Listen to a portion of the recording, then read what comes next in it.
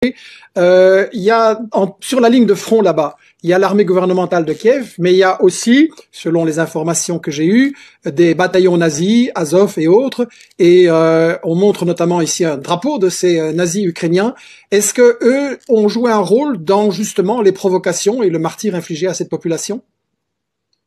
Alors bien sûr, les radicaux nationalistes, parmi lesquels on trouve des bandéristes, des néo-nazis convaincus et revendiqués, heureusement, c'est pas la majorité de l'armée ukrainienne, mais c'est une minorité très influente. Et surtout, c'est une minorité de soldats politiques dont les chefs ont infecté en quelque sorte les rouages du pouvoir. Donc ils sont très influents, il y a un lobby radical nationaliste et sur le terrain, ils ont, je dirais, une certaine autonomie d'action parce que justement, ils sont protégés au niveau du commandement militaire et politique. Les médias européens nous disent que c'est des marginaux, qu'on exagère. Alors, j'essaie toujours de me placer entre les deux propagandes. Ils sont effectivement minoritaires, mais ils sont une minorité agissante et très influente. Alors, quand je dis minoritaire, c'est pas 10 clampins perdus dans une tranchée. Hein. C'est quand même des milliers, voire des dizaines de milliers de combattants. Hein, donc, on n'est pas sur une minorité anecdotique. Non, c'est pas du tout ça.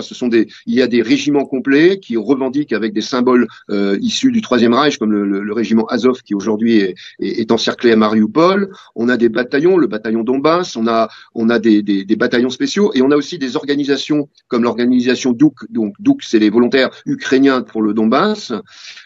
Qui aujourd'hui sont sous le commandement d'un certain Dimitri Yarosh, qui a fait beaucoup parler de lui pendant 8 ans et qui bizarrement a disparu là depuis une semaine. Peut-être est-il mort sous un bombardement russe, je ne sais pas, mais en tout cas, il n'apparaît plus.